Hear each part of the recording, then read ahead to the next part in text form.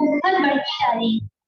अगर आप देखेंगे पैंडेमिक बाद से तो बहुत ज्यादा इस बारे में अवेयर भी हो गए हैं, क्योंकि जब कोविड स्टार्ट हुआ था तो बहुत सारे रिपोर्ट्स में आया था ऑलरेडी जिनको कोई लाइफस्टाइल डिसऑर्डर है, जैसे डायबिटीज है, ओबेसिटी है या कार्डियक इश्यूज है, वो लोग सबसे ज्यादा अफेक्ट हुए।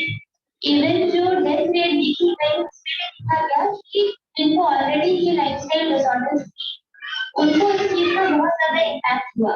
तो लोग बीमार पड़े और सिम्टम्स बहुत सीवियर आ रहे थे, स्पेशली जिनको ओबेसिटी और डायबिटीज के सिम्टम्स थे।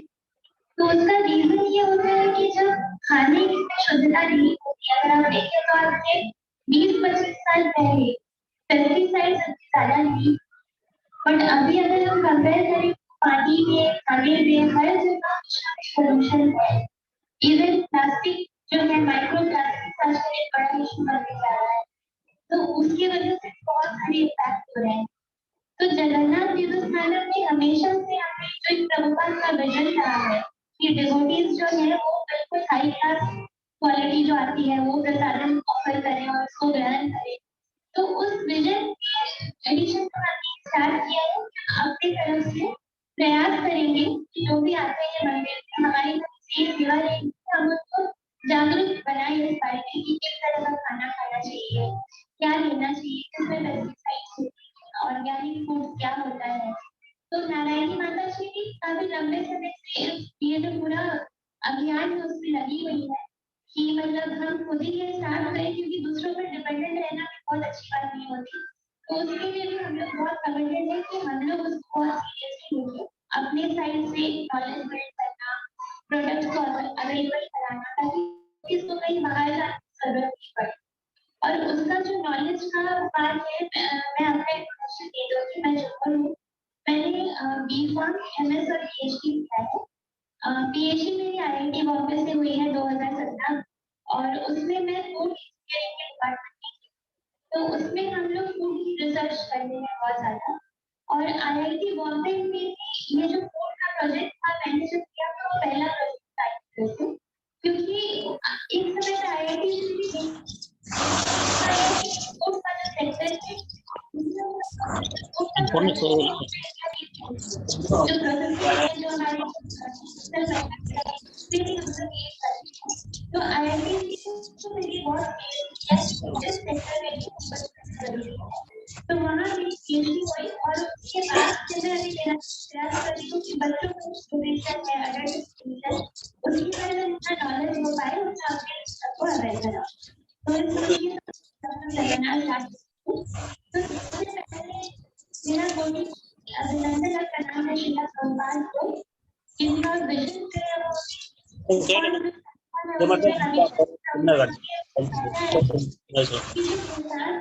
कैसा होना चाहिए और लेटर लिखा था उन्होंने, जो मैं रीड करना चाहूंगी। उसमें उन्होंने मेंशन किया है, as far as the individuals are concerned, all items should be first class presentations.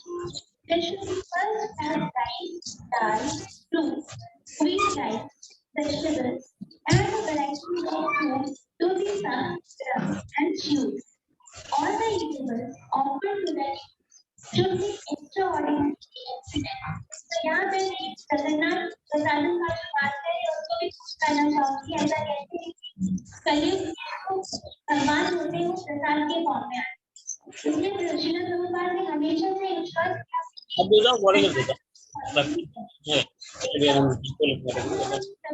खाना अपने प्रसाद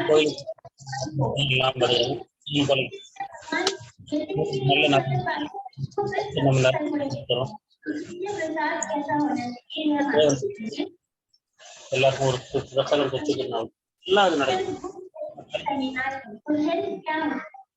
हेल्थ होता है तीन तरह को डिफाइन कर सकते हैं, फिजिकल हेल्थ, मेंटल हेल्थ।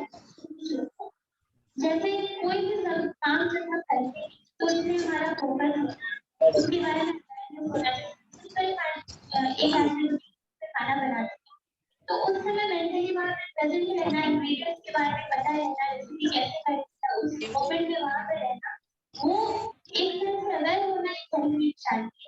इसके अलावा कुछ सिम्टम्स होते हैं वो हेल्थ के तो हम लोग देखेंगे सिंपल 5 मिनट यहाँ पे डालेंगे, उसमें से ये है। तो आजकल लोगों को एक्ने और पिंपल्स की दिक्कतें बहुत ज्यादा और वह रेडनेस रहती है। तो शरीर में स्पेशली अगर आपके पेट में कोई भी बीमारी है, अगर खाना प्रॉपर टाइम से हो रहा है, अगर खाने की क्वालिटी सही है, प्रोसेस्ड खाना बहुत ज्यादा है, तो वो स्किन पे तुरंत दिखता है। जो टॉक्सिन्स बनते हैं सबसे पहले वो स्किन पे रिफ्लेक्ट होने लगते हैं। स्पेशली जो बच्चे हैं आजकल प्यूबर्टी जब आती है तो अचानक से एक्ने का बहुत ब्रेकआउट होता है और उस समय खाने पे अगर ध्यान नहीं दिया गया तो पूरी स्किन खराब होती है। दूसरा साइन क्या है गुड हेल्थ का? Regular motions. तो आयुर्वेद में ऐसा कहा गया है कि अगर आपको कॉन्स्टिपेशन इशू है या फिर मोशन से रिलेटेड इशू है तो उसका सबसे बढ़िया उपाय है कि ब्रह्म मुहूर्त में उठना चाहिए, क्योंकि भगवान ने जो नेचर बनाया है वो ऐसा बनाया है कि वात पित्त और कफ ये 3 काल में डिवाइड होता है पूरा जो 24 घंटे है।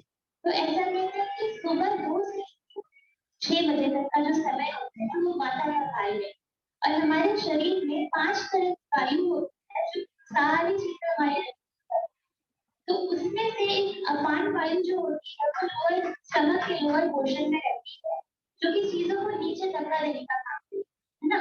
जैसे मोशंस हो गए, बबल मूवमेंट, जैसे लेडीज में होता है मेंस्ट्रुअल साइकिल, तो ये सब जो होता है अपान वायु से और नेचुरली वो ब्रह्म सुबह 2 से 6 बजे का समय है, उस समय नीचे जाता है।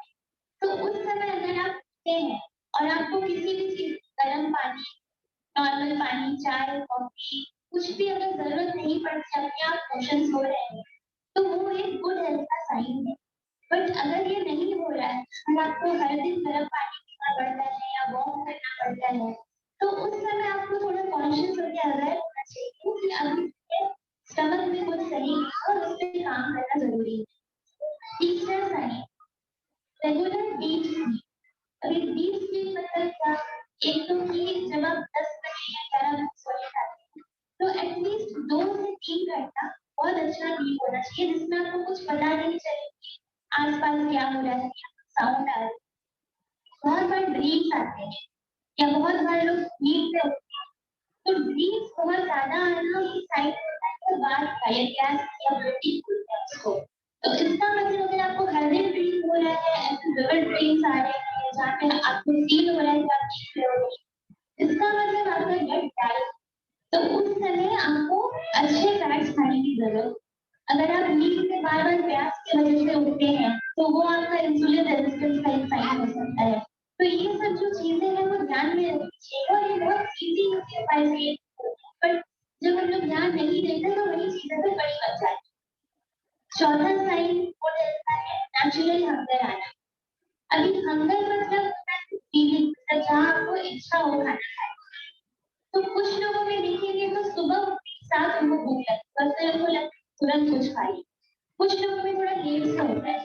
तो ये जो टाइम का ड्यूरेशन है तो 8 बजे सुबह भूख लगती है, 10 बजे भूख लगती है, वो नॉर्मल है। बट अगर आपको बिल्कुल भी भूख का साइन भूख लगती है और आपको ऐसा टाइम खाना खाना पड़ता है 6 बजे खाना है, तो ये फिर एक साइन अच्छे से आपका मेटाबॉलिज्म काम करता है, तो उस समय भी आपको जरूरत। और क्लियर टंग, तो ये एक बहुत सिंपल असेसमेंट है, स्पेशली जो पेरेंट्स हैं बच्चों के वो ये देख सकते हैं बच्चों में। अगर सुबह उठ के आपके बच्चे के या आपके टंग में एक वाइट लेयर है, बहुत थिक लेयर है जो स्क्रैप करने के बाद भी नहीं जा रही है, तो ये एक साइन होता है कि आपके बॉडी में स्पेशली स्टमक में टॉक्सिन्स जमा हो रहे हैं। तो बहुत बार आप देखेंगे जब ये पैकेज्ड वाला दूध जो लेते हैं, जर्सी गाय का दूध, छोटे बच्चों को बहुत ज्यादा पिलाया जाता है ये बोल के कि नहीं बोन्स ग्रो हो रहे हैं तो बहुत चाहिए। तो ऐसा खाना, मैदा वाला खाना, प्रोसेस्ड खाना, जैसे ब्रेड बहुत फ्रीक्वेंटली लेते हैं हर दिन के बेसिस पे, या फिर पूरी या फिर पोटैटो चिप्स, ये सब जब बहुत खाते हैं या कोई बीमारी होती है तो उस समय आप देखेंगे कि टंग के ऊपर एक वाइट लेयर बनती है, थिक लेयर, उसको आयुर्वेद में आम कहते हैं। तो ये कैसे जाती है? अगर आपका नेचुरली सिस्टम सही है और आप फास्टिंग करते हैं, पानी पीते हैं, मोशंस क्लियर है, तो एक समय के बाद ये निकल जाना चाहिए। बट अगर ये कंसिस्टेंट है और हमेशा रह रहा है टंग के ऊपर, तो फिर आपको अवेयर होना चाहिए कि नहीं, अभी हेल्थ में कुछ इश्यूज हैं। अभी ये हमने देख लिया कि 5 मेजर साइंस जो है, इसमें से अभी आप अपने आप को ऑब्जर्व कर सकते हैं कि कौन कौन सा आप टिक कर पा रहे हैं। अगर 3 से ज्यादा है तो ठीक है, अगर 3 से कम आ रहा है तो फिर आपको बिल्कुल ध्यान देना चाहिए कि आपके डाइट में क्या है, एक्सरसाइज हो रही है।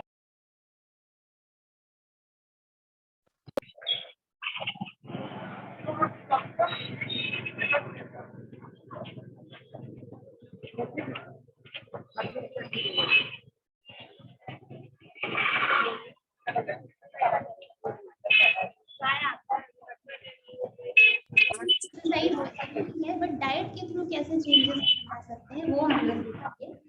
तो अच्छा डाइट क्या होता है? तो कृष्ण जी जो है भगवत गीता में 17 चैप्टर में इसमें एक बहुत अच्छा एक्सप्लेनेशन उन्होंने दिया है। और बहुत सारे जो वैष्णव लिटरेचर्स हैं, जैसे हरिभक्ति लिटरेचर्स में खाने के ऊपर, आहार को लेके बहुत सारी चीजें लिखी हुई है और हमेशा से आचार्य जो है पढ़ाते आए हैं। तो इसमें एक बहुत सुंदर श्लोक है जिसमें कहा गया है कि सात्विक खाना क्या होता है। अभी किन किन को पता है कि सात्विक खाना क्या होता है, मतलब बेसिक क्या है सात्विक खाना? तो सात्विक आहार में क्या होता है कि जो भी फ्रेश चीजें होती हैं, और जैसे कांदा लहसुन उसमें नहीं खाना है, या फिर मीट उसमें नहीं है, इंटॉक्सिकेशन जैसे चाय कॉफी ये सब चीजें उसमें नहीं है। तो फ्रेश खाना जो नेचर से आता है, जो फ्रेशली बनता है और जिसमें ये सारी चीजें इंक्लूड नहीं होती, उसे सात्विक आहार कहते हैं। तो नॉर्मल सात्विक आहार के एग्जांपल्स है दाल चावल सब्जी, फ्रूट जो सीजन में आते हैं, दूध, नट, बटर, घी, ये सारी चीजें सात्विक आहार में आती है। और राइस और घी का जो कॉम्बिनेशन है, आई थिंक वो सबको पता है कि सबसे सात्विक आहार में वो काउंट किया जाता है।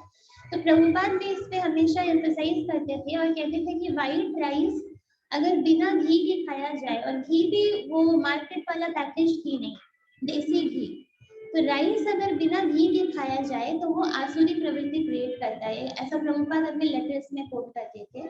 और भगवत गीता में श्लोक में कहते हैं कि आयु सत्व बल आरोग्य सुख प्रीति विवर्धनाः रस्या स्निग्धा स्थिर हृदय आहार सात्विक क्रिया। तो सात्विक खाने से क्या होता है, जो भी हम खाते हैं वैसा ही हमारा नेचर होता जाता है। तो वैसे खाने, foods dear to those in the mood of goodness. सात्विक आहार से क्या होता है, लाइफ की जो ड्यूरेशन होती है वो बढ़ती है, आयु बढ़ता है, उससे प्यूरिफाई वंस एग्जिस्टेंस, शरीर के और मन के अंदर उससे सत्व आता है। सत्व मतलब जो गुडनेस होता है किसी चीज का, उससे स्ट्रेंथ आता है, उससे हेल्थ बढ़ती है, उससे खुश रहते हैं और सेटिस्फैक्शन होता है। और सात्विक खाने कैसा जो टेक्सचर होता है या लुक कैसा होता है, such foods are juicy, fatty, wholesome and pleasing to the heart.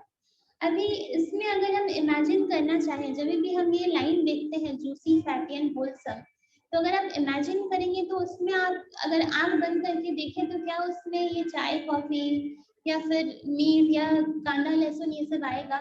ये सब नहीं आएगा।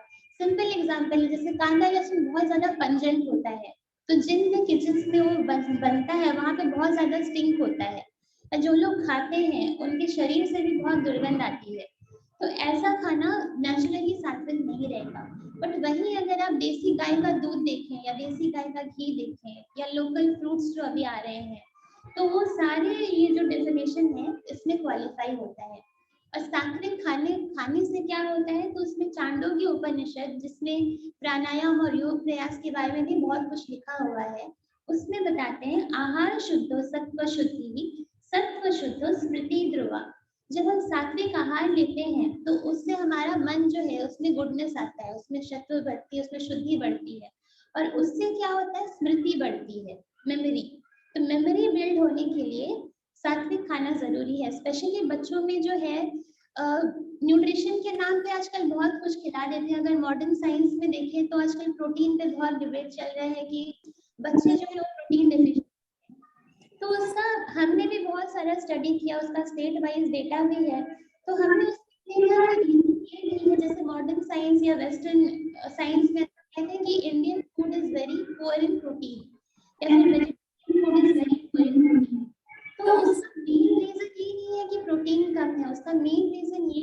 बच्चों को आजकल जो वो खाने की आदत नहीं है, तो सारा चेंज हो गया है। तो आजकल अगर आप बच्चों को बोलो कि दाल चावल खा लो तो वो बनाएंगे, एक दिन 2 दिन खाएंगे, तीसरे दिन बोलेंगे कि नहीं खाना है, क्योंकि एक जो इमेज बन गया है ना, और इसमें फूड का जो एडवर्टाइजमेंट होता है उसका बहुत बड़ा रोल है। तो फूड एडवर्टाइजमेंट पे जब मैं एक आर्टिकल लिख रही थी तो उसका डेटा इतना शॉकिंग था कि वेस्टर्न कंट्रीज में पहले ऐसा करते थे कि बच्चों का जो कार्टून का टाइम होता है उसमें जो बच्चों के फूड प्रोडक्ट्स आते हैं जैसे हाई शुगर वाले आइसक्रीम, चिप्स, कैंडी, उसी टाइप पे वो प्ले करते हैं। और उसका जो है पॉलिटिकल जो एजेंडा है वो भी बहुत अच्छा नहीं है, क्योंकि ये सारी कंपनीज राइट कर सकती हैं और उसकी वजह से उनको प्ले करने दिया जाता है। तो अभी आप सोचिए, अगर कोई 5 साल का बच्चा है जो एक कार्टून देख रहा है 30 मिनट्स का, और उसमें 10 मिनट्स का ऐसा एड आए जिसमें बार बार उसको आइसक्रीम और चिप्स और कैंडीज ये सब दिखाई जाए, तो नेचुरली एक माइंड में वो बिल्ड होता जाता है, सबकॉन्शियस माइंड में। अगर हम देखेंगे तो हमारे साथ भी ऐसे ही होगा। तो वैसे कर करके एडवर्टाइजमेंट की वजह से पूरा जो बच्चों का जो टेस्ट का प्रेफरेंस है, इवन अडल्ट्स का भी, वो पूरा चेंज हो गया है। आजकल एक एड आता है कि गर्मियों में कोक, एक अक्षय कुमार जैसे एक्टर्स जो हैं वो डिस्प्ले करते हैं कि एक कोक की बोतल है, उसको पीने से शरीर ठंडा हो जा रहा है। बट अगर आप उसका लेबल्स पढ़ेंगे और देखेंगे तो उसमें 30 ग्राम से ज्यादा शुगर होता है, जो कि एक दिन का जो इंटेक है उससे भी बहुत हाई है। तो इसकी वजह से क्या हो रहा है, हम इंडियन छाछ का ऐड कहीं पर नहीं देखते कि छाछ जो घर पे बनता है उसका ऐड आप कहीं नहीं देखेंगे, या दाल चावल में घी डाल के अगर कोई दे रहा है उसका ऐड आप कहीं नहीं देखेंगे। तो ये जो पूरा मीडिया मार्केटिंग है उसकी वजह से जो हमारा सात्विक खाना है वो पीछे चला गया है। तो इस सेमिनार के थ्रू और आप सब के थ्रू भी हमें ये प्रयास करना चाहिए कि बच्चों को जो है, जो इंडियन सिस्टम है, जो इंडियन वैल्यू,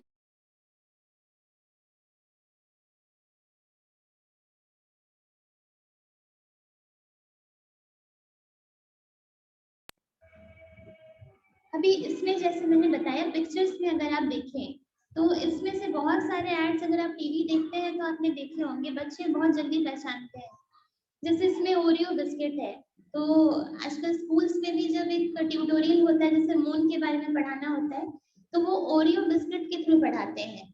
तो ये जब हमने देखा वहाँ पर सीबीएसई स्कूल्स में ऐसा कर रहे थे तो हमने उनको पूछा कि आप ऐसे अगर सिखाओगे बच्चों को मून दिखाने के लिए ओरियो बिस्किट, तो इससे तो नेचुरली खाएंगे वो।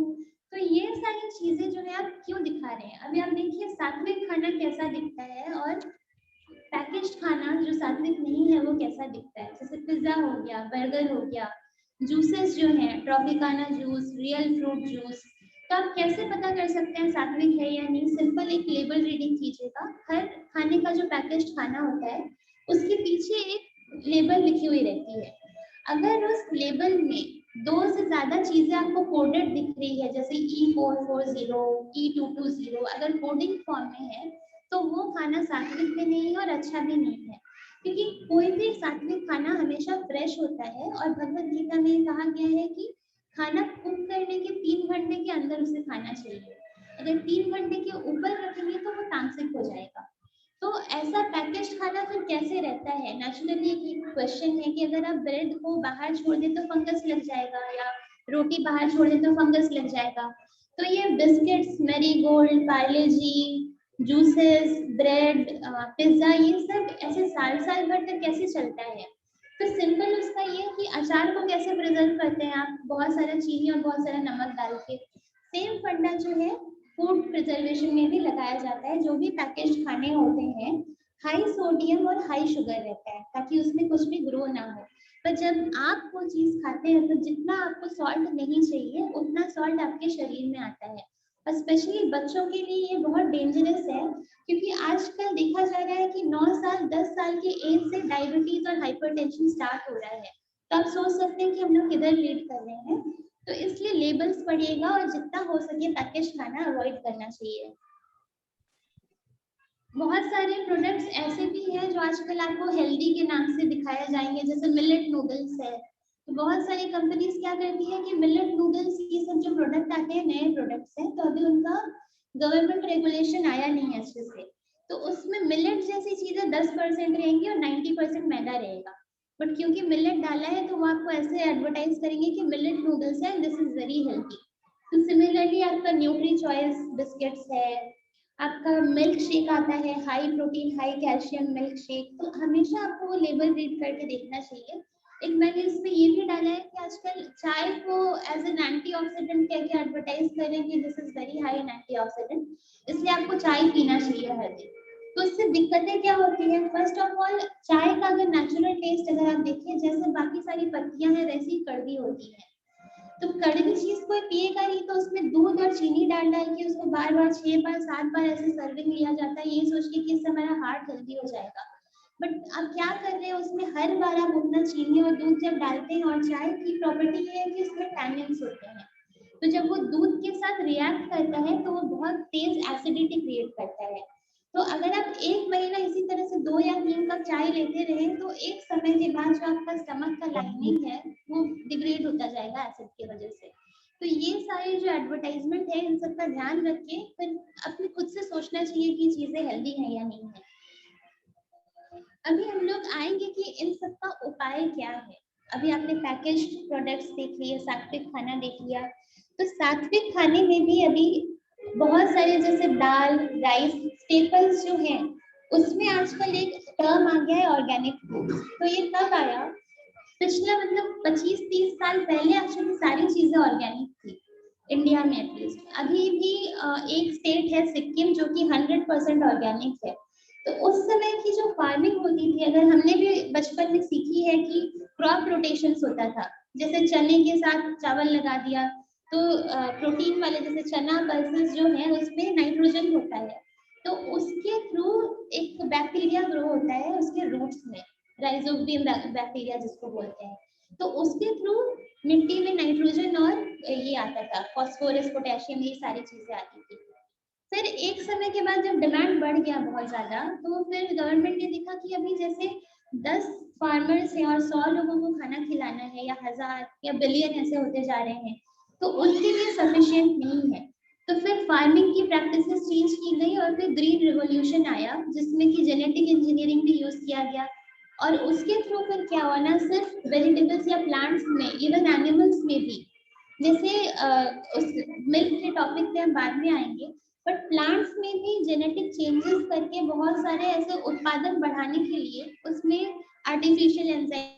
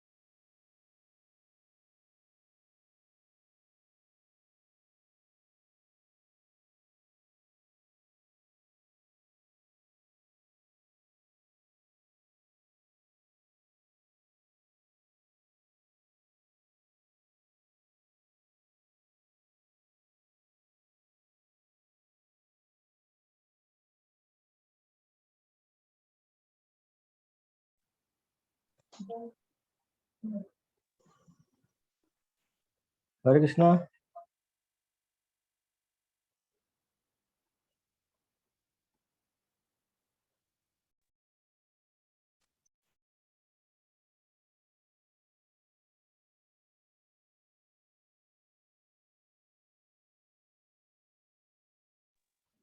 हरे कृष्णा, आवाज नहीं आ रही है माता जी।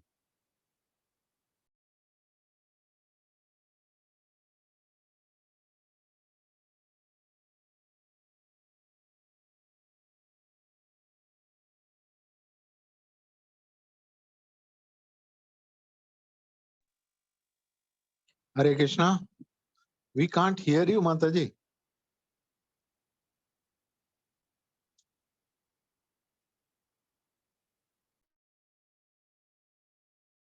पेस्टिसाइड कुछ भी नहीं आता। फिर ऑर्गेनिक फार्मिंग का क्या है कि ये इसका उत्पादन जो है उतना नहीं होता जैसे जो ग्रीन रिवॉल्यूशन के जो प्रोडक्ट्स है उसके जितना नहीं है। तो इसकी जो प्राइसेस होती है ऑर्गेनिक वो बहुत बड़ा थोड़ी सी हाई है बाकी जो रेगुलर प्रोडक्ट्स है उससे ज्यादा। क्यों हाई रहेंगे? फर्स्ट ऑफ ऑल इसमें प्रोडक्टिविटी कम है जिससे काम है।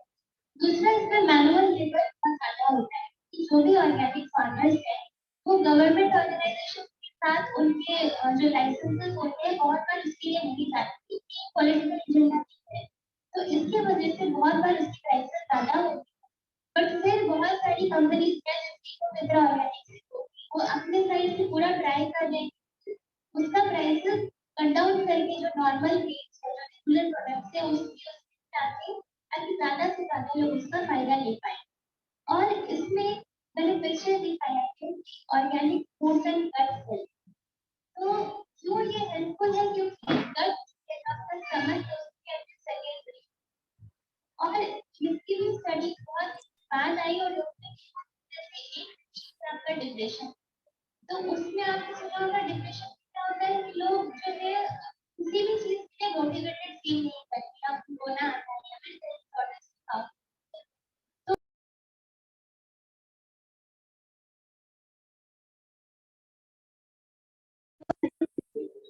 जो यहाँ काम करती है बट उसके भी बहुत सारे साइड इफेक्ट्स हैं। बट वही चीज अगर आप आयुर्वेद में देखें तो आयुर्वेद में 5000 साल पहले या 10,000 साल पहले पुराना जो साइंस है उसमें ये बहुत क्लियरली बताया हुआ है कि जो भी आपका बिहेवियर है या जो भी आपका मेमोरी है जो भी आप सोचते हैं वो और आपके स्टमक का डायरेक्ट कोरिलेशन है। जो भी आप खाते हैं वो चीज आपका जो इंटेलेक्ट है या जो आपका मूड है उस चीज को हमेशा इफेक्ट करती है। अगर आप देखेंगे अगर आप बहुत ज्यादा स्पाइसी पंजेंट चिली वाला खाना हमेशा खाते हैं तो उतना ही आपको एंजाइटी होगा या उतना ही आपको इरिटेशन होगा या गुस्सा जल्दी आएगा। तो बहुत बार डॉक्टर्स बोलते हैं कि आप थोड़ा स्पाइसी खाना कम कर दीजिए जिससे आपको भी काम लगे। तो ये चीज जो है आयुर्वेद ने बहुत पहले से प्रूव की हुई है और अभी भी जब लेटेस्ट रिसर्च हुआ तो उसमें देखा गया उन्होंने फाइंड किया कि 90% से ज्यादा ब्रेन की जो रिसेप्टर्स है वो आपके स्टमक में है। तो ऐसा नहीं है कि अगर आपको कोई मेंटली कोई डिजीज हो रहा है तो आप मेंटल उसका कुछ टैबलेट निकाल के दे दें और वो ब्रेन पे काम करे तो वो ठीक हो जाएगी। ऐसे नहीं करना है। पहला चीज क्या करना है स्टमक को देखना है कि किस तरह का आहार ले रहे हैं उससे क्या इफेक्ट आ रहा है। और यहीं पे जो ऑर्गेनिक फूड्स है वो बहुत बड़ा रोल प्ले करती है क्योंकि बहुत सारे जो पेस्टिसाइड्स हैं वो हार्मोन्स को ऑल्टर करते हैं जैसे इंसुलिन हो गया कॉर्टिसोल हो गया स्ट्रेस हार्मोन जिसे कहते हैं। तो ऑर्गेनिक फूड्स में ये सारी चीजें क्योंकि एब्सेंट है तो आपका खाना जो है जिस तरह से भगवान ने बनाया है एक नेचुरल स्टेट में जा रहा है और वो आपकी बॉडी उस चीज को पचाने के लिए उसके न्यूट्रिशन को लेने के लिए अडेप्टेड है।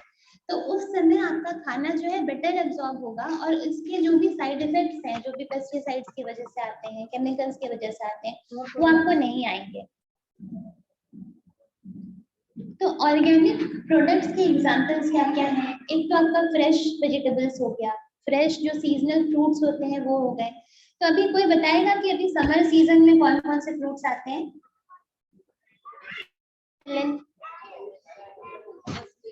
मस्कमेलन वाटरमेलन मैंगोज लीची और जामुन एप्पल प्लम्स ऑरेंजेस अभी नहीं आता ऑरेंजेस विंटर के हैं। तो समर के जैसे कुछ कुछ फ्रूट्स हैं जैसे मैंगो हो गया जामुन हो गया। तो जामुन ये सब जो फ्रूट्स है वो आप देखेंगे नहीं कि कभी वो जो बड़े बड़े सुपर स्टोर है वो रखेंगे अपने शेल्फ में कभी नहीं रखते हैं। तो ये जामुन की जो इवन आप प्राइसेस अगर लोकल उसमें खरीदने जाए तो थोड़ी सी ज्यादा रहती है बट उसका महत्ता ये है कि उसके जैसा एंटीऑक्सीडेंट किसी फ्रूट में नहीं है। इवन आप समर और विंटर का पूरा अगर कंपेयर कर लें इतना ज्यादा एंटीऑक्सीडेंट किसी फ्रूट्स में नहीं है जबकि इतने छोटे छोटे से होते हैं और उनको बहुत लोग पसंद भी नहीं करते हैं शायद खाना।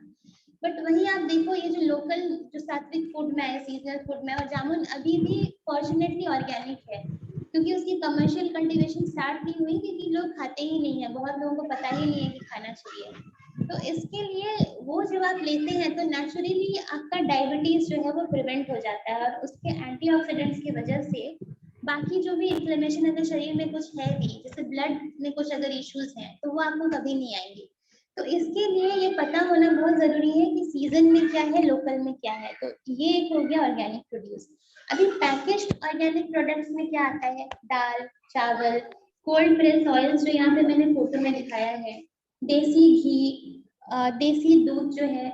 ऑर्गेनिक दूध जो होता है वो एक सही टर्म नहीं है, क्योंकि ऑर्गेनिक दूध एज सच कोई ऑर्गेनिक प्रोड्यूस या कोई कमोडिटी नहीं है जिसपे हम ऐसा कोई स्टैंप लगा सकें।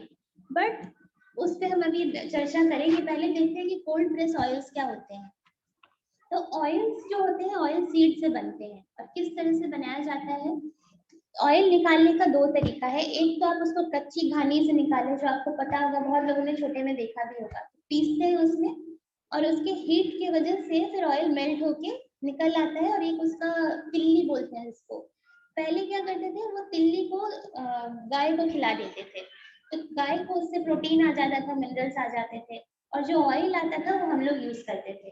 पर उसमें ऑयल की क्वांटिटी कम आती है। तो वही चीज पॉपुलेशन को खिलाना है तो कैसे करेंगे, तो उसमें ऑयल्स को निकालने के लिए, ऑयल जो है वो ऑयली चीज में ही आएगा, पानी से तो निकाल नहीं सकते, तो सॉल्वेंट्स यूज करने लगे।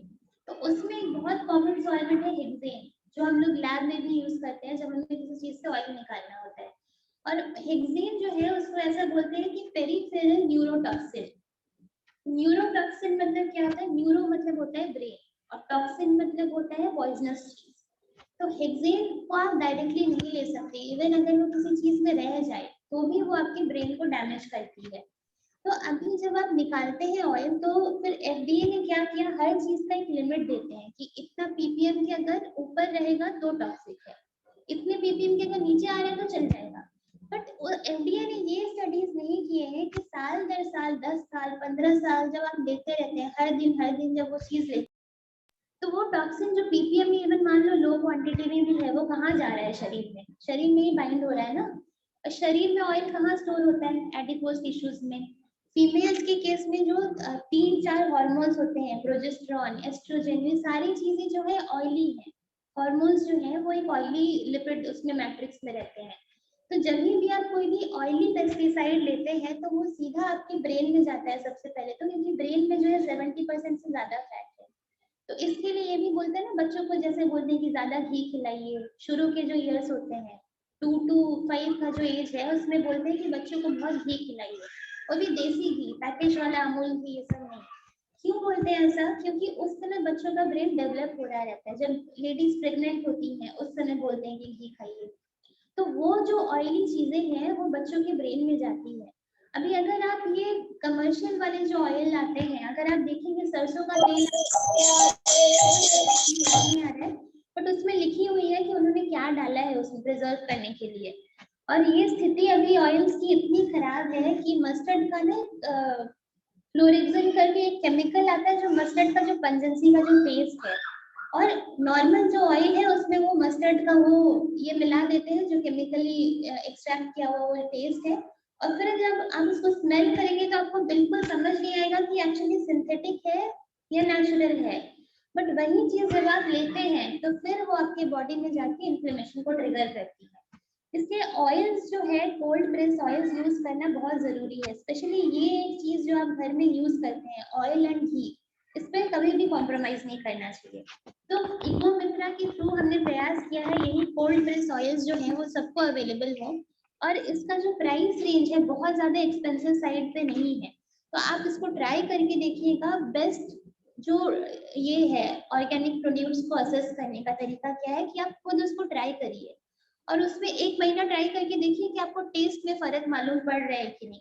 हम आपको लिख के दे सकते हैं, स्पेशली तिल ऑयल, कोकोनट ऑयल, ये सब जो है, मस्टर्ड ऑयल कितना भी सबका वो एडजस्ट हो गया है। बट आप इको मित्रा का अगर आप टेस्ट करके देखेंगे, आपको क्लियरली मालूम पड़ेगा कि कलर अलग है, टेस्ट अलग है। थोड़े क्वांटिटी के ऑयल में ही आपको बहुत ज्यादा फ्लेवर आता है, तो बहुत ज्यादा डालने की भी जरूरत नहीं पड़ती। दूसरा इसमें प्रोडक्ट्स में आता है देसी घी। तो देसी घी में अभी क्या है, इसमें हम लोग आपको एक वीडियो भी दिखाएंगे लास्ट में, जिसमें हैप्पी काउज और इको मित्रा के थ्रू हमने कवर किया कि कैसे बनाते हैं देसी घी को। तो देसी घी के सानिध्य में कहा जाता है, एक इसमें चाणक्य पंडित कोट करते हैं, ऋणम कृत्वा घृतम पिबेत। अगर आपके घर में पैसा नहीं है और आपको लोन भी लेना पड़ रहा है, तभी भी आपको लोन लेके घी पीना चाहिए, पर घी में कॉम्प्रोमाइज नहीं करना चाहिए कभी भी। तो क्यों ऐसा कहते हैं?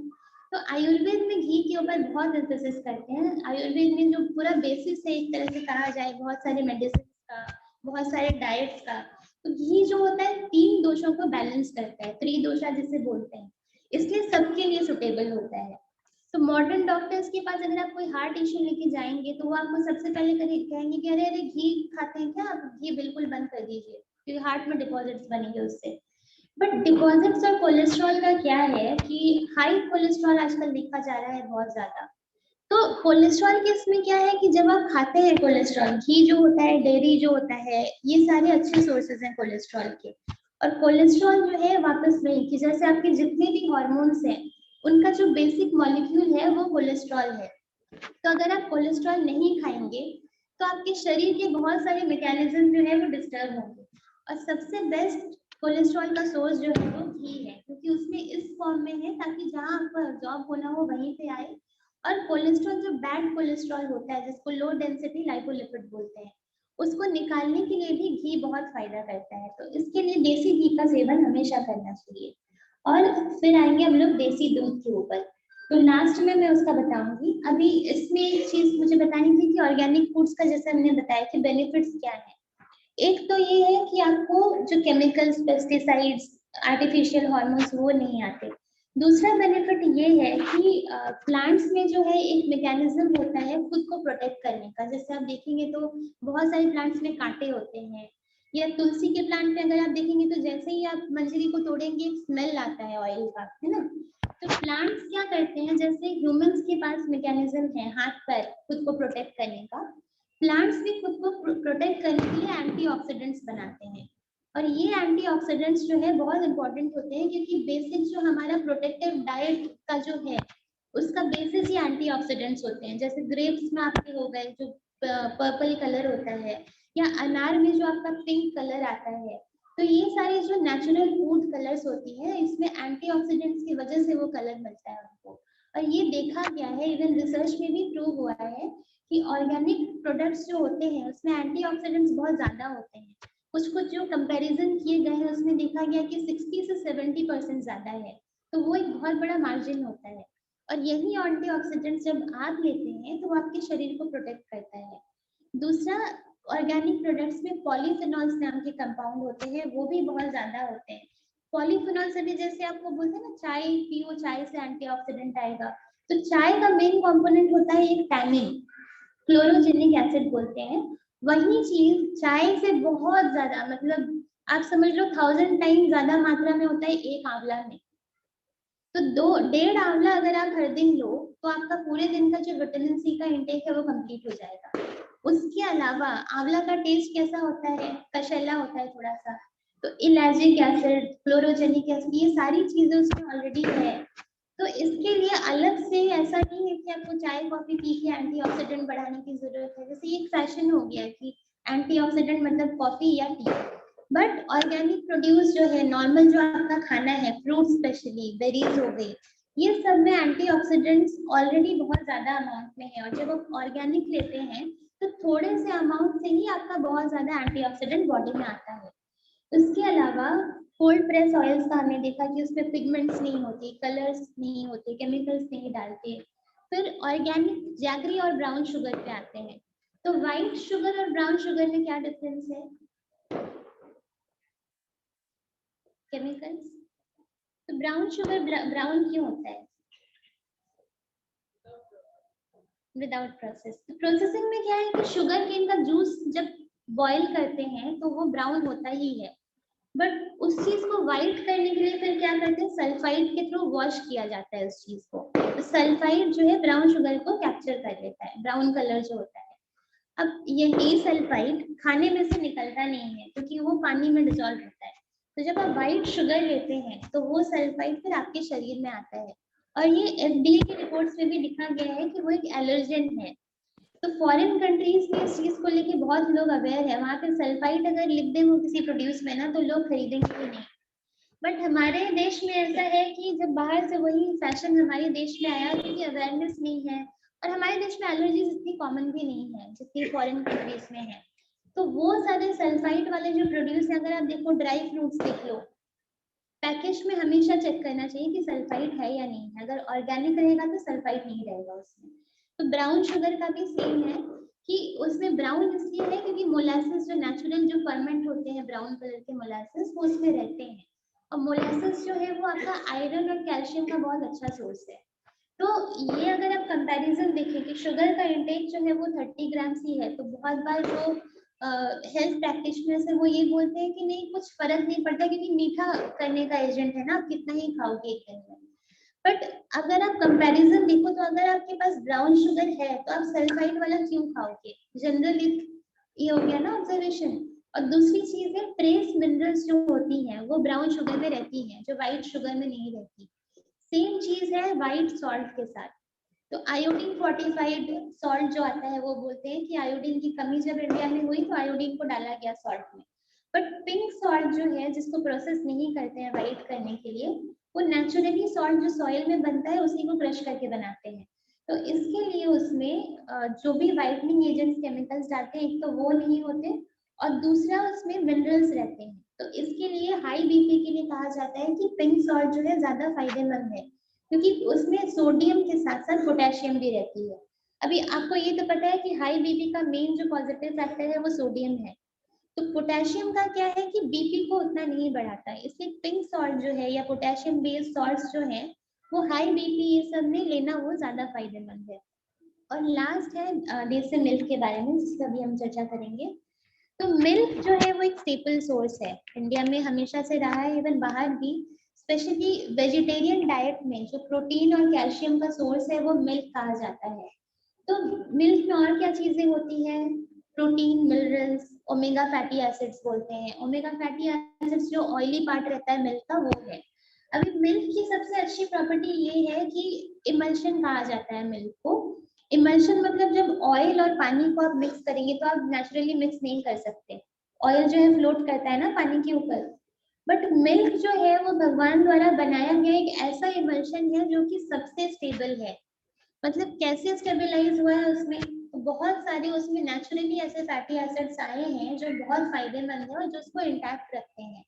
तो मिल्क से आप क्या क्या बना सकते हैं? और दही बना सकते हैं, बटर बना सकते हैं। जब आप चर्न करते हैं उसको तो ऑयल अलग होता है और छाछ अलग हो जाता है। इसके अलावा इसमें घी होता है, जो डेयरी का प्रोडक्ट है अभी हम उस पर बात कर रहे हैं।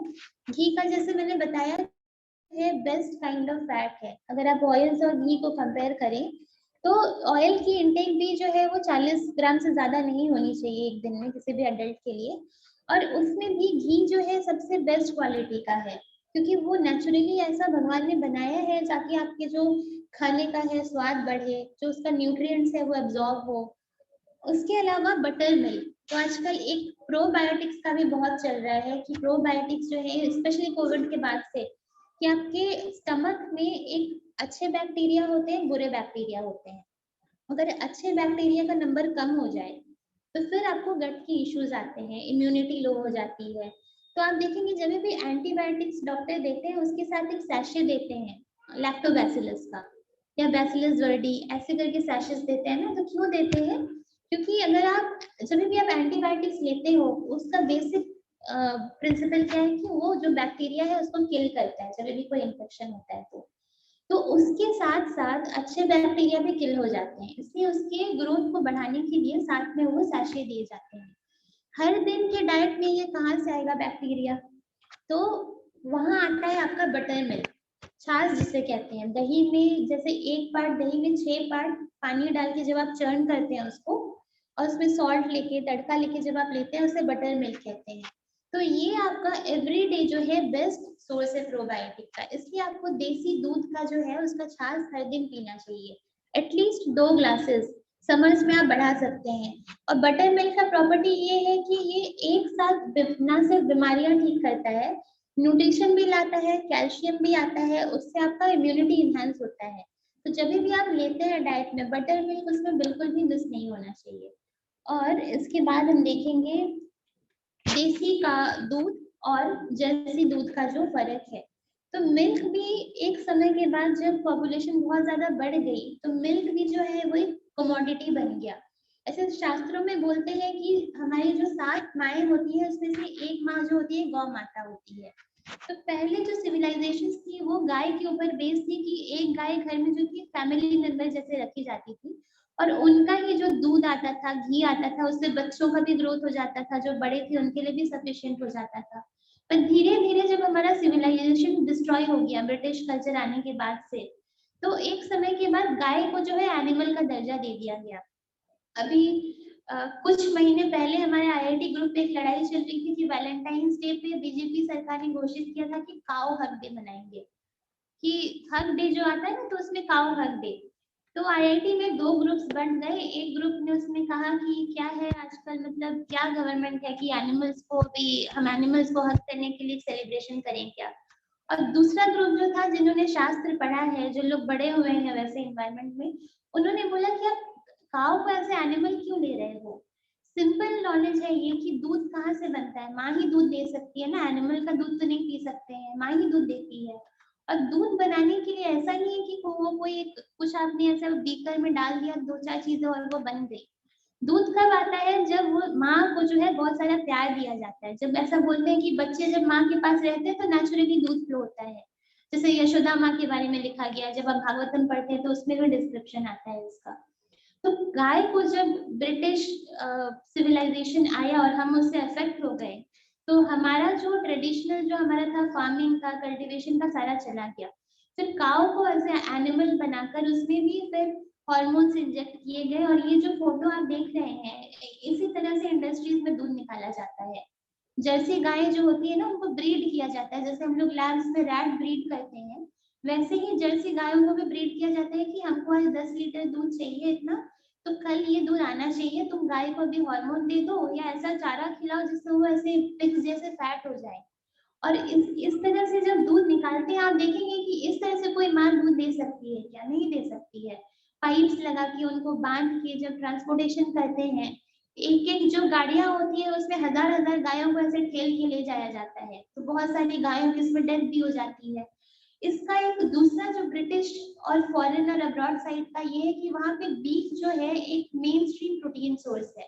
बीफ यानी गाय का मांस जिसे कहते हैं।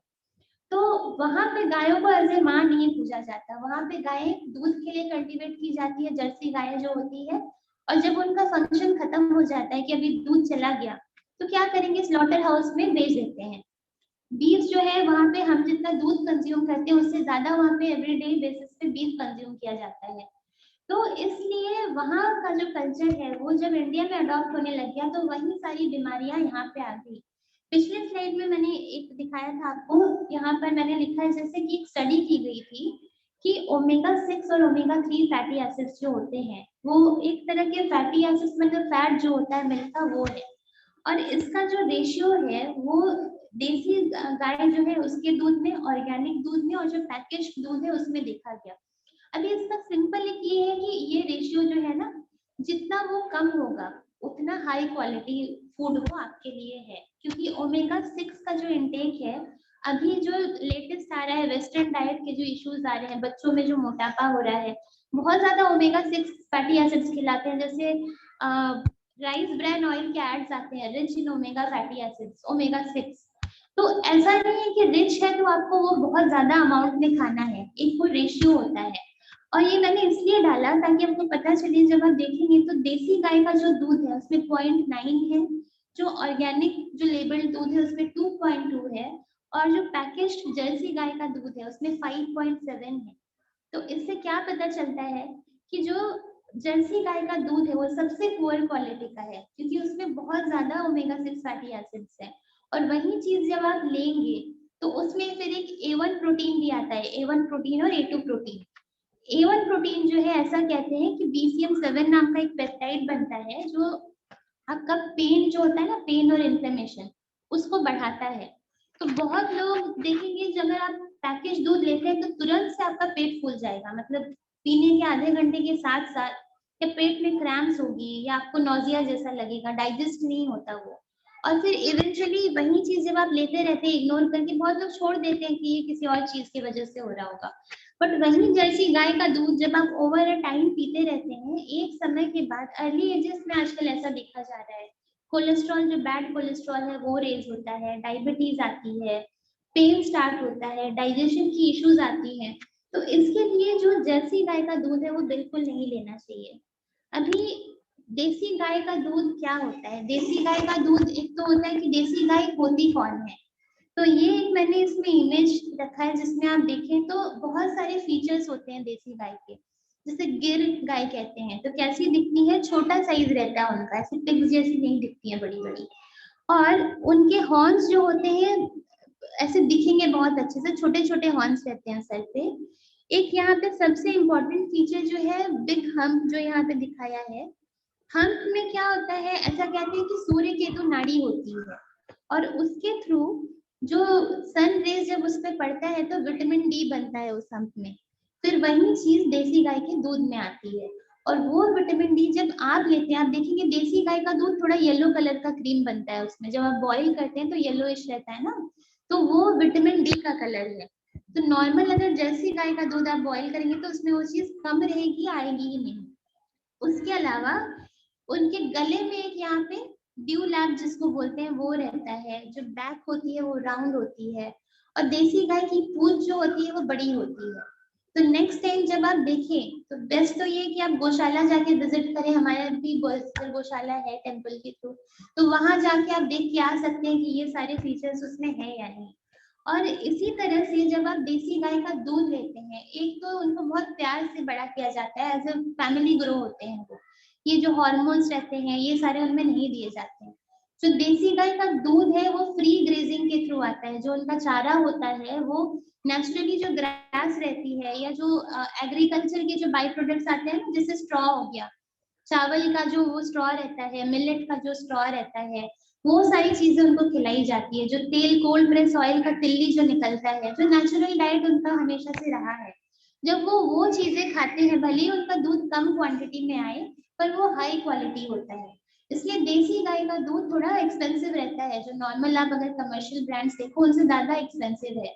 बट एटलीस्ट ये है कि जब आप वो दूध लेते हो वो एक्चुअल दूध है, वो टॉक्सिन नहीं है। जर्सी गाय का दूध जो है वो श्योर शॉर्ट आपका बीमारियों का रास्ता है, इसलिए आपको वो अवॉइड करना चाहिए। और लास्ट में मैंने इसमें ये डाला है, हम वीडियो भी प्ले करेंगे उसके पहले, या फिर हम वीडियो ही पहले देख लेते हैं और फिर हमें स्लाइड पे आएंगे। तो हमारे इको मित्रा और हैप्पी काउस की जो टीम है उन्होंने दो बहुत सुंदर से वीडियोस बनाए हैं। इसमें नहीं प्ले हो रहा है,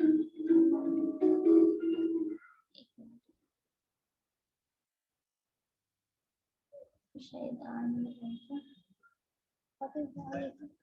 मोबाइल पे, ये तो फिर लैपटॉप में प्ले कर देंगे। इसमें करूँ क्या? प्ले नहीं हो रहा है, चलो ठीक है कोई बात नहीं।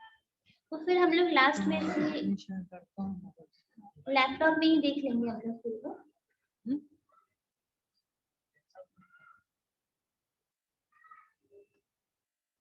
हाँ, तो ये मैंने रखा था कि कौन कौन सी ऐसी हैबिट्स हैं, अगर आपने देखा कि टंग में एक लेयर बन रही है या आपको लेथार्जिक लग रहा है या मोशंस क्लियर नहीं हो रहे हैं, तो कहाँ से स्टार्ट करें अपने हेल्थ पे काम करना। सबसे पहले तो अवेयरनेस बहुत जरूरी है कि थोड़ा बहुत समय अपने लिए निकाले, जैसे हर दिन सुबह उठ के जब जप करते हैं तो उसके पहले थोड़ा सा अपने आप पे अवेयरनेस रखें कि सारी चीजें सही जा रही है कि नहीं। तो सबसे सुबह उठ के सबसे पहले टंग को चेक करना, उसमें से एक हो गया। और उसको आप कैसे ठीक कर सकते हैं, तो कॉपर या फिर सिल्वर का टंग स्क्रैपर आता है, तो जब आप उसको यूज करेंगे तो 10-15 दिन कंसिस्टेंट यूज करने के बाद आप देखेंगे कि व्हाइट लेयर हट गई है। तो ये चीज है जो सब लोग कर सकते हैं। ये जो मैंने 7-8 पॉइंट्स इसमें डाले हैं ये सब लोगों के लिए है, भले ही आपको कोई बीमारी हो या ना हो। दूसरा है शिरो अभ्यंगा। तो शिरो अभ्यंगा मतलब हेड पे ऑयल से मसाज करना। अभी आजकल एक फैशन बन गया है कि बाल जो है पूरे एकदम फ्लफी और ऐसे शाइनी दिखने चाहिए, बट हमारे कल्चर में ऐसा कभी था ही नहीं। तो बस वो ऑयल जो है ऑयली नहीं बनाता है स्किन को, बहुत सारे उसके फंक्शंस है। हेयर के रूट्स को स्ट्रांग बनाता है, वाता को कम करता है, हेडेक्स को प्रिवेंट करता है, बालों की ग्रोथ अच्छी होती है, ब्रेन काम रहता है। तो स्पेशली इस पॉइंट पे 2 से 3 ml जो ऑयल होता है, कोल्ड प्रेस ऑयल्स या फिर हेयर ऑयल जो भी हर्बल आप यूज करते हैं, हर दिन लगाना चाहिए फिंगर टिप्स पे लेके, और स्कैल्प में ऐसे मसाज करना चाहिए हर दिन। तीसरा चीज है सर्कैडियन रिदम, मतलब अपने दिन को जो है, जो सन का जो रोटेशन है उसके हिसाब से अलाइन करना। जैसे रात हो जाती है उस समय ऐसा कहा जाता है बहुत हेवी मील्स नहीं लेना चाहिए। तो मील्स का सीक्वेंस क्या होना चाहिए आपका? सबसे हेवी मील जो होता है ब्रिटिश डाइट में या फॉरेन डाइट में कहते हैं breakfast should be like king, then lunch should be like a queen and the dinner should be like a servant, है ना? तो ब्रेकफास्ट जो है वो किंग होना जरूरी नहीं है। अगर आपको भूख लगती है, अगर आप एक स्पेसिफिक बॉडी टाइप के हैं, तो अगर आपको बहुत तेज भूख अगर लगती है तो उस समय भी सुबह 6 से 10 बजे का जो टाइम रहता है उस समय बॉडी सेट हो रही होती है, सारी चीजें धीरे धीरे, इवन जो बॉडी के फंक्शन है वो भी धीरे धीरे शुरू होते हैं। तो अगर आप ट्रेडिशनली देखें तो ये जो टाइम है उसमें बोलते हैं कि जाप करना चाहिए या स्पिरिचुअल प्रैक्टिसेस करनी चाहिए, या धीरे धीरे धीरे थोड़ा दिन जब होता है वर्कआउट करना चाहिए। तो ब्रेकफास्ट जो है वो एक छोटा मील होना चाहिए, इतना इतना ही होना चाहिए कि आपको लंच में भूख लगे। So lunch should be your biggest meal of the day, क्योंकि उस समय सन जो है सर के ऊपर रहता है, उस समय आपका पित्ता भी सबसे हाई रहता है। तो उस समय आप जो भी खाते हो वो तुरंत डाइजेस्ट होता है। आप देखोगे अगर आप फास्ट रखते हो और सुबह नहीं खाते हो, जैसे जैसे सन ऊपर आता है वैसे ही आपकी भूख बढ़ती है ना? जैसे जैसे सन डूबता है भूख कम होती जाती है।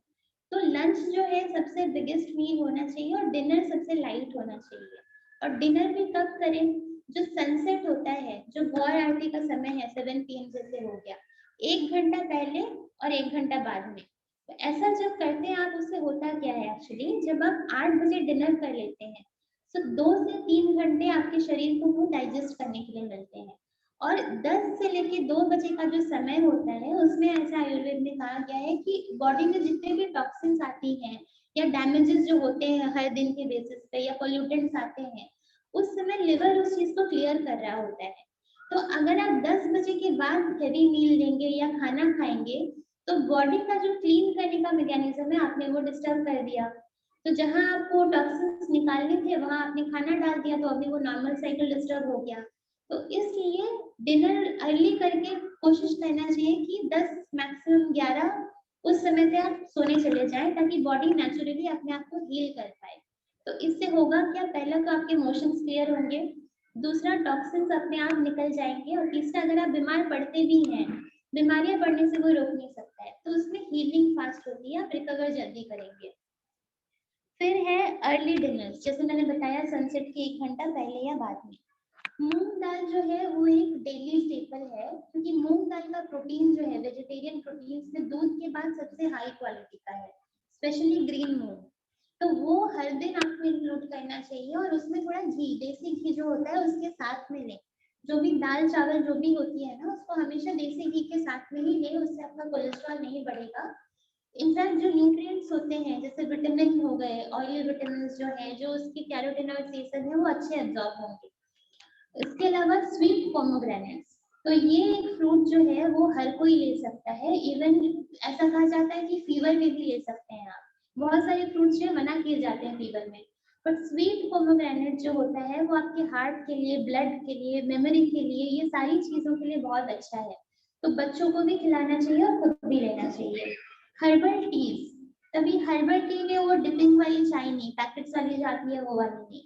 हर्बल टी में क्या हो गया, स्पाइसेस जो आप यूज करते हैं ना घर पे, जैसे धनिया, जीरा, सिनेमन, सूंठ, पेपर, लवंग, ये सारी चीजें जो होती है वो सारी चीजों को बॉईल करते हैं, उसका पानी को जो है या तो आप 1/3 या 1/2 या 3/4 ऐसा रिड्यूस करके उसमें गुड़ डाल के पी सकते हैं। तो अभी जैसे समर के लिए सबसे अच्छा हर्बल टी कौन सा है? धनिया, जीरा, सौंफ, मेथी चाहिए तो वो भी डाल सकते हैं। तो आधा आधा स्पून वो बॉईल करके उसको 1 कप सुबह जब आप उठते हैं ना खाली पेट आप ले सकते हैं।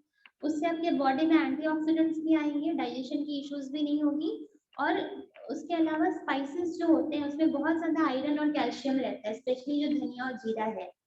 तो धनिया और जीरा में ऐसा कहा जाता है कि जो आप कैरेट्स होते हैं ना, एक मुट्ठी अगर आप धनिया का पत्ता लें तो कैरेट्स जितने उसमें जो आईज के लिए बोलते हैं कैरोटीनॉइड्स खाना चाहिए, बच्चों को खिलाने से आई साइट इंप्रूव होती है। वहीं जो ये होते हैं जो उसके बायो एक्टिव्स होते हैं, धनिया के पत्ते, मिंट के पत्ते, ये सब में भी होते हैं। तो ये सारी हर्बल टीज आप ले सकते हैं। बारिश के समय बेस्ट होता है सिनेमन और सूट का चाय। तो वैसे ही थोड़ा सा 1 स्टिक सिनेमन, 1/4 स्पून सूट, उसको बॉईल करके उसमें गुड़ डाल के, जो देसी गुड़ आता है वो उसके लेके आप सुबह उसको ले सकते हैं। उससे आपका जो कोलेस्ट्रॉल का इश्यूज है, हाइपरटेंशन, अगर यूरिन का इन्फेक्शन बार बार होता है, तो ये सारी चीजों के लिए सिनेमन जो है बहुत इफेक्टिव होता है। तो बारिश के समय वो लेना चाहिए। और ठंडी के समय जो भी हॉट स्पाइसेस हैं, जैसे लवंग हो गया, दालचीनी, पेपर, सौंफ, ये सारा अच्छा सा काढ़ा बना के सर्दियों में भी ले सकते हैं। और लास्ट एक इसमें है ऑल्टरनेट नॉस्ट्रल ब्रीदिंग, जिसको नाड़ी शोधन या अनुलोम विलोम भी कहते हैं। तो ये जो है वो सबके लिए रिकमेंडेड है। प्राणायाम जो 9 प्राणायाम आते हैं उसमें से अनुलोम विलोम जो है वो सबके लिए रिकमेंडेड है, क्योंकि ये स्ट्रेस नहीं, जैसे हीटिंग नहीं होता या कूलिंग नहीं होता। तो अगर आप लोग सीखना चाहेंगे तो मैं 2 मिनट में आपको, क्योंकि लास्ट स्लाइड है तो एक इस मैसेज के साथ हम लोग एंड कर सकते हैं। हाथ को ऐसे करना है, राइट हैंड, ठीक है। ये जो 2 फिंगर्स है, इंडेक्स फिंगर और मिडिल फिंगर, इसको फोल्ड कीजिए। और ये जो है ना, इसको बोलते हैं नासिका मुद्रा, ठीक है, नासिका मुद्रा। तो ऐसे आपको दोनों नॉस्ट्रिल्स पे, राइट नॉस्ट्रिल पे थंब रखना है, लेफ्ट नॉस्ट्रिल्स पे रिंग फिंगर, ठीक है। और इसमें हम स्टार्ट करते हैं ब्रीदिंग लेफ्ट नॉस्ट्रिल से। तो लेफ्ट नॉस्ट्रिल से काम बिना आवाज वाला धीरे से लंबा सांस लीजिए। फिर सांस लेने के बाद लेफ्ट को बंद करके राइट से छोड़ना है, ठीक है। फिर ये होने के बाद राइट से सांस लेना है, राइट नॉस्ट्रिल जो खुली है उससे सांस लेना है, राइट बंद करके लेफ्ट से छोड़ना है। एक बार और बताती हूँ।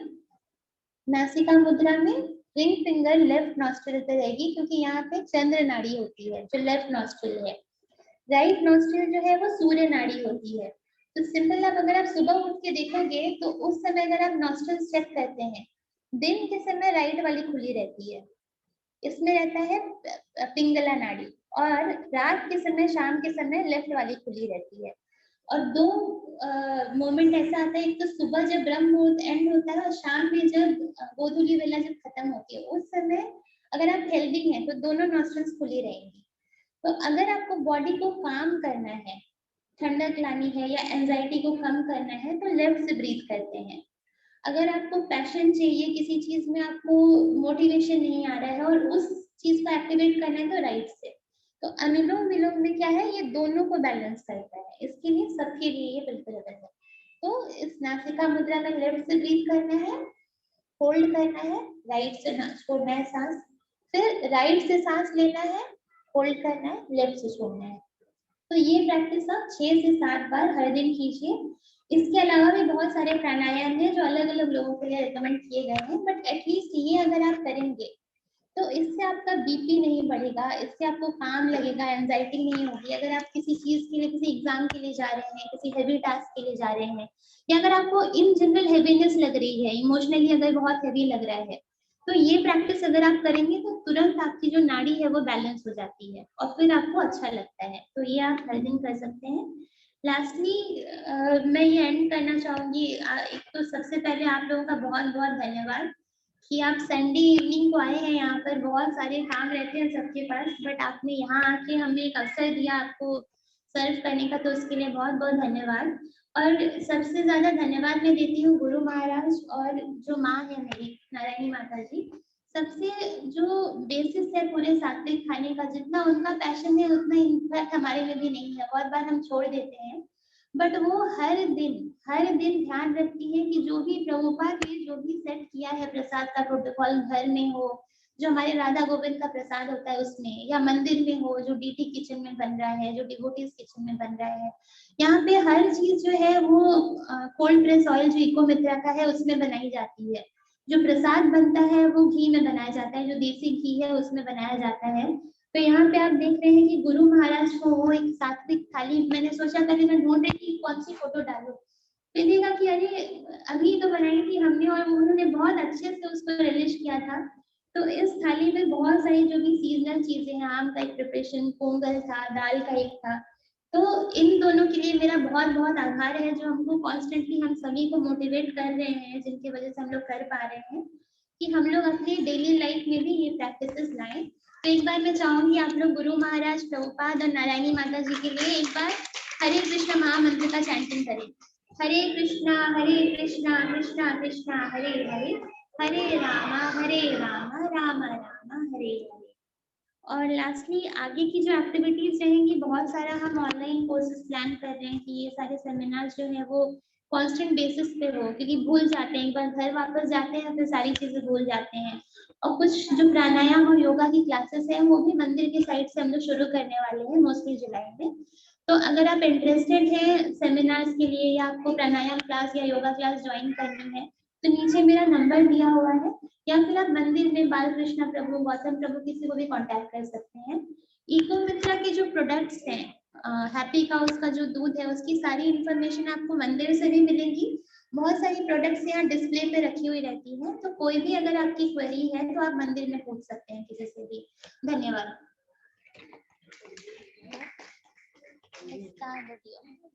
हाँ, अभी कैसे करेंगे?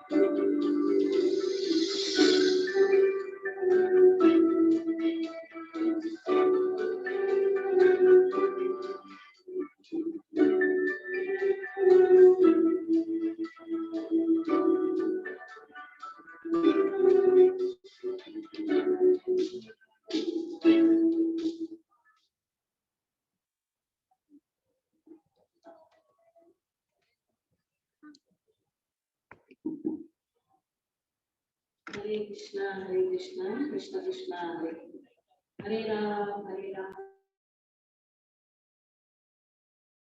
So, she has given us wonderful knowledge about the organics which have been here. तो हमारा आहार बहुत आवश्यक है। वो सत्य शुद्धो दुआ स्मृति लंबे सर्वगति। वैसे 3 S, वो 3 S क्या है? हमारा स्वास्थ्य, स्वास्थ्य अच्छा तो साधना अच्छा, साधना अच्छा तो सेवा अच्छा।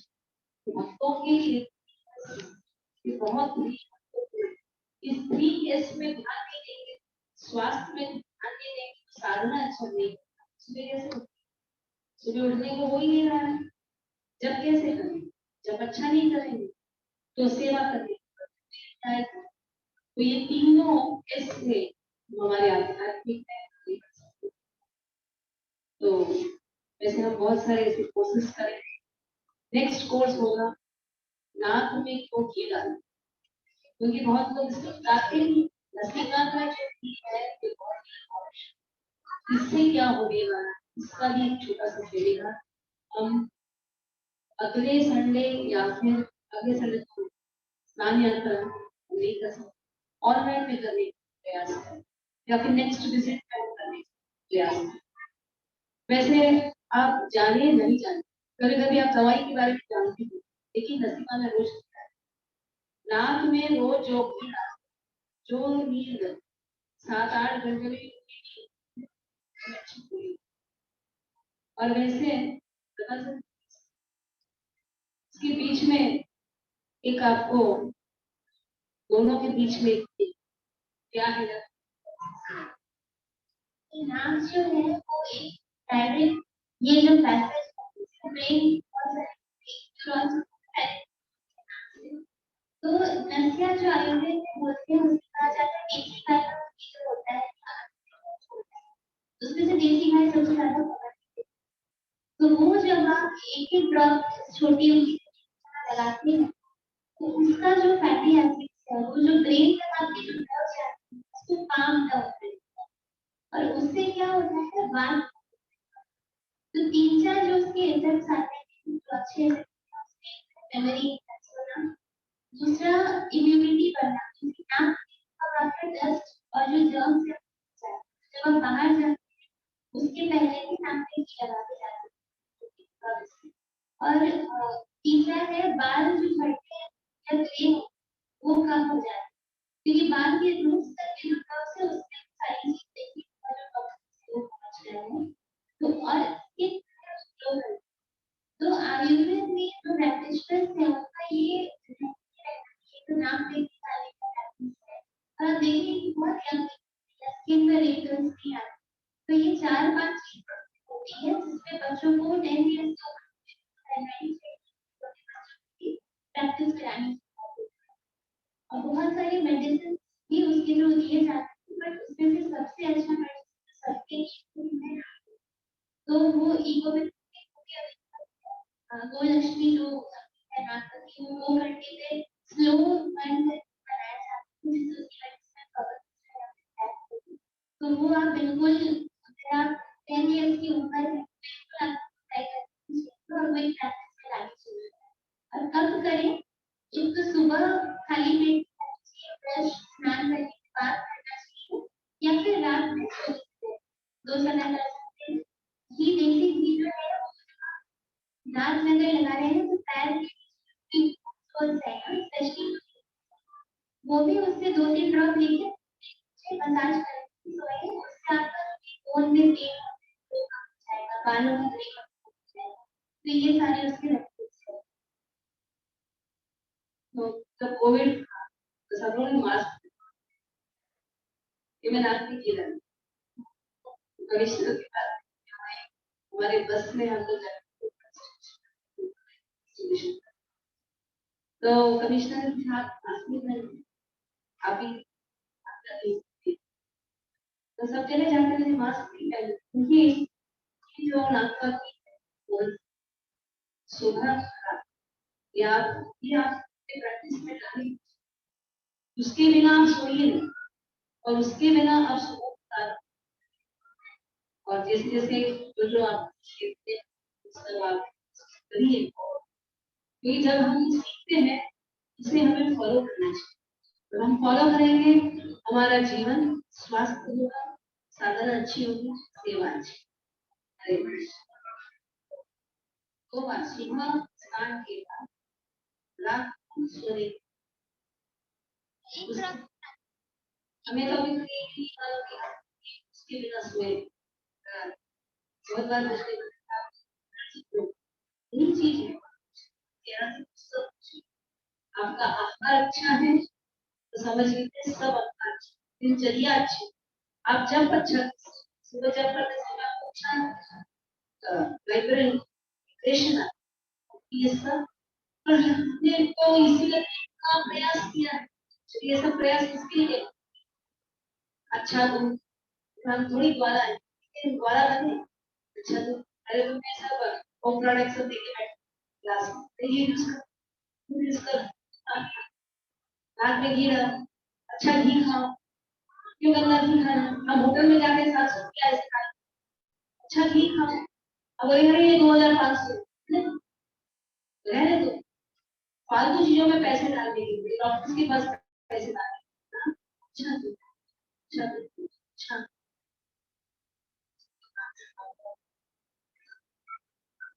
हरे कृष्णा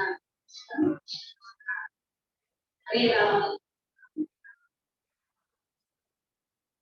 महाप्रसादे गोविंद राम राम हरे सत्ता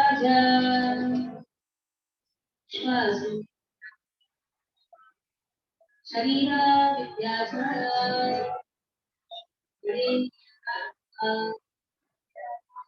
जीवे पहले